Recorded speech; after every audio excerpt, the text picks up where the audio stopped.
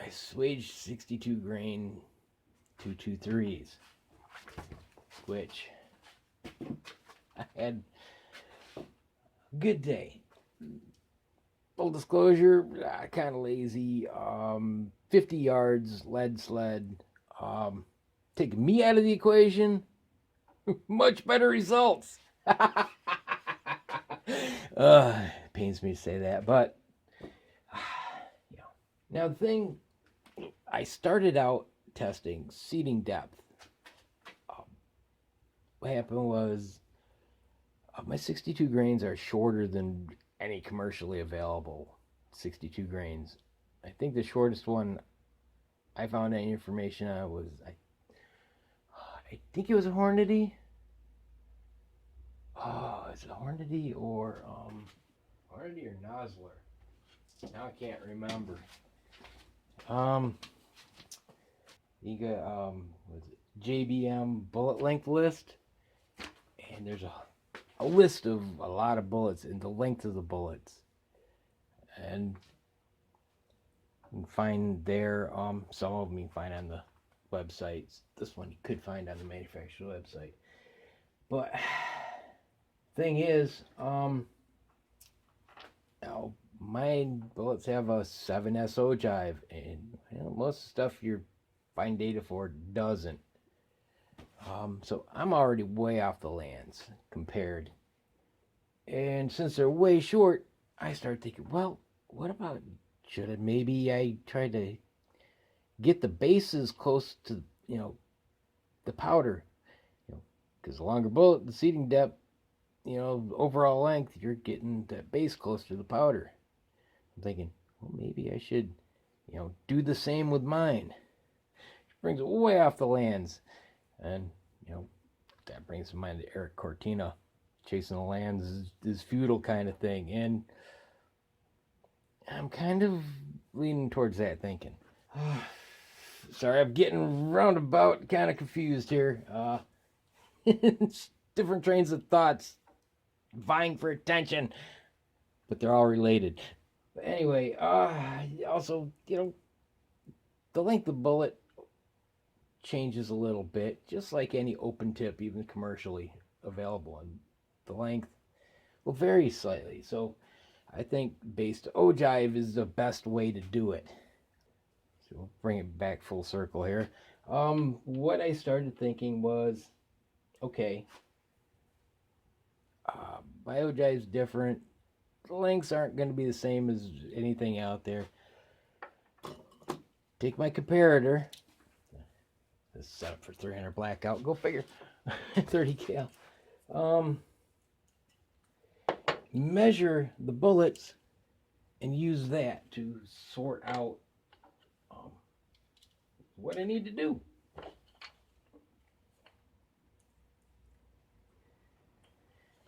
So what I did was, well, this is a 55 grain 183 is pulled. Take the bullet overall length, and then go figure. It just had to happen. As long as I don't knock down anything. And then, the base ogive of the bullet, and use that for comparison. And on some interesting things doing that. Now, I only have 3 62 grain bullets, and they are far different than mine. Now, the data I have is for M855s, which are really long. If you ask me, they're 0.907, 907 thousandths of an inch in length. I think that's the same as this. Yeah, dead long. Okay, I have this one soft point. That's the shortest one I have to compare to.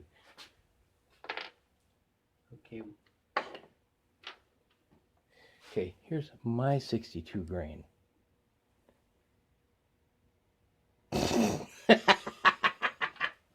Okay, and here's a 55 grain ball, all right? 0.743. That 55 grain is longer than my 62 grain. So, yeah. There's more experimenting to be done as I go along. So like I said, I was thinking get that the bases the same instead of worrying about, the length. And when I did that, velocities approached advertised. I mean, jumped right up. Um, the difference could be explained in barrel length. Of mine's an 18, and they were tested with 20-inch barrels, like 120 feet per second difference, something like that. So yeah, but with that ogive, I'm already quite far off the lands, and at mag length to about what a commercial bullet would be, and is it the Nosler or the Hornady? I cannot remember now. I'll have to look it up which one it is. It's 62 grain. It's longer than that. Getting it to where the base is about the same. You're about 1/10 of an inch difference. I mean, pretty good difference. And so I wanted to test that. But, the same powder charge, see how things, if they shot different. And if so, wow. Like I said, I only took it out to 50 yards. I only walked half as much as I would have, which is nice because they've been logging back there and all the sand is super softened, and I've already gotten stuck out there, so I'm not driving it. Now, see if I can keep this straight. Yeah. I tested them at the deep seating was 1.840 base to ogive, and the long was 1.940 base to ogive, so a full 1/10 of an inch. The first of the pair is the short, the deep seat. Now, here's my first cold clean barrel shot, way high. It's off the lead sled. It's 1.840. The other four, wow, what a difference the cold clean barrel can make. Wow, I kind of flipped on that one. Now this one had a low one, if I recall. I can't remember. There's a note. There's one of these with 4 shots. That one was way low. This is at 1.940, so longer. And yeah, okay. The longer one tightened up. This was at 23.5 grains of Shooter's World Precision. Now, I jumped up closer to a maximum charge at 26 grains. I think 26.5 is compressed. In the data, they're using M855s. This one is the short 1.840. This is, they had a fail to fire. And that's not too bad. 4 shots are right there. And this is a 1.940. So it flipped which one that powder liked. So it's starting to make me think what Cortina said, that find the length that, just works with that powder. Creates the harmonics it likes. Because that's a pretty big difference. Just flipped right around.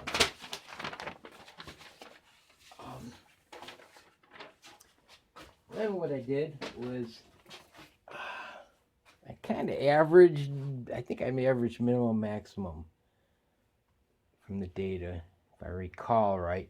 It came up with 24.7 grains. And this is 1.840. This is 1.940.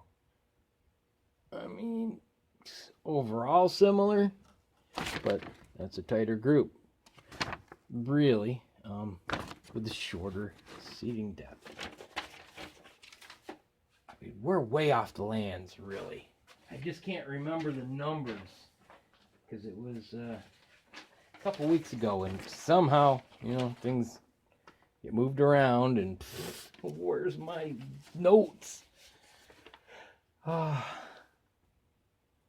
This one is at 25, which is a generic, you know, number I picked and loaded my kids' ammo with, and I've been shooting pretty decent with. 1.840, 5 shots, 1.940.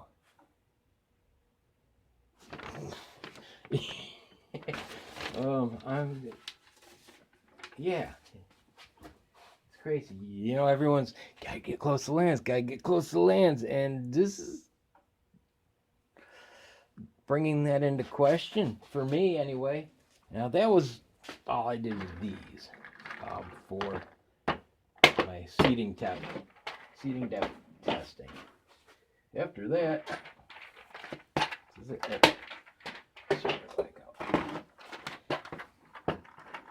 I tested out Shooter's World AR Plus. Getting kind of low on it. One of the few I didn't just buy 2 pounds. I should have bought 8 pounds. and you'll see why. But anyway, I started out at 22.5 grains. Got a fail fire there. I forget what starting charge is lower. I just didn't bother going that low. These are all at 1.940 seeding depth, so the longer depth. This is 22.5 grains. You saw fail to fire.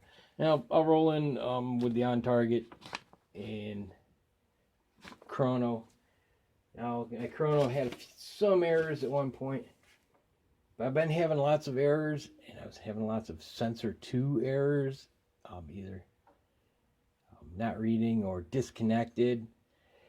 And luckily it wasn't the bayonet. The cord went bad. That's all it was. A $5 cord. Just a 3.5 millimeter stereo audio cord, male to male. That's all it is. But I had some other issues. All right, 23 grains.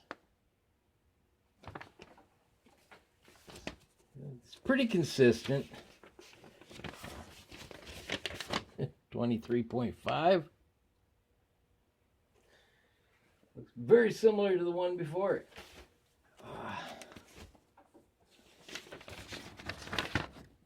24. Not sure where the 5th one is. That one. Where is that 2? It might be 2 hits. I don't remember. Hopefully it will show on the data. On target. 24.5 is what grains is well, it's why I need an 8-pound jug of this stuff. That's a 5-shot group. I mean, I guess you could argue whether or not it's a 1-hole. I mean, it's just touching. I think it's like a 0.6 I'm not sure if it's a 0.65 ish, give or take, MOA. Yeah, that's a keeper load. And after that, it started opening up a bit. 15, 15.5, and 16.5. I think 16.5 is overlisted max. But yeah, made my day. Best shoot. This is probably my best group ever, actually. Now, a while back, I found a target, and what I had written on it and everything,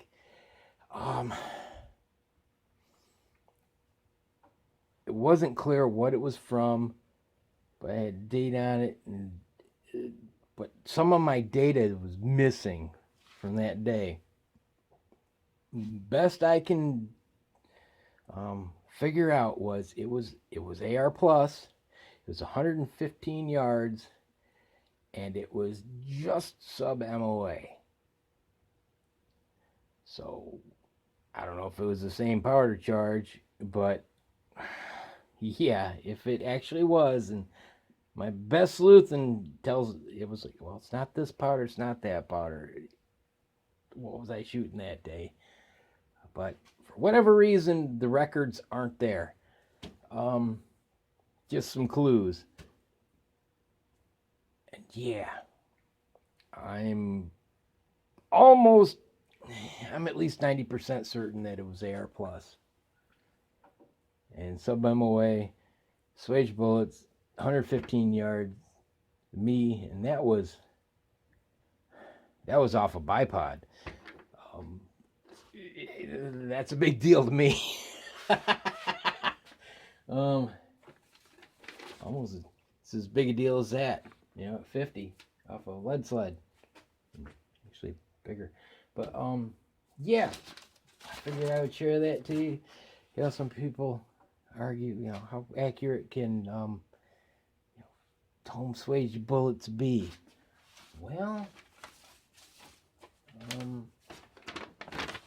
that accurate. This whole up until the last 4 groups at the end of the day where it's getting a little higher, right after that nice one, I was pretty happy with them all, even though they're not great when you run it through. They're 1.5, 2 MOA, but still they were all pretty consistent. Even where they were hitting was consistent, and I didn't adjust my scope or anything or my point of aim. Just, did the Johnny run with it. And pretty consistent powder, if you ask me. My point of impact did not shift a whole lot. So, I'm very happy with it. I'm just not happy I don't have an 8-pound jug. That's all I got to say about that. But anyway, yeah. It kind of meandered a little bit, but it was all, tight. I was running out of storage space. I had to delete some old videos. But anyway, yeah. This is all tied together in the end. Some ideas I've noticed. People told me they've started swaging lately, so yeah, very cool. But maybe that whole length thing might help them out. Said my 1-in-8 twists, they do prefer a 62 over a 55, but they're about the same length, so gotta be aware of that. Nothing commercial is gonna line up with what you're making. But that what is it? JBM bullet length list. You can compare some stuff. They've got the length of bullets, a long list of stuff from different manufacturers, and that could help you out. And like I said, if you get access to some commercial bullets, put the bullet in bullet comparator. Yeah. All right. Well, hopefully that was interesting or helpful to someone out there. Leave you that. Have a good one. God bless. See you.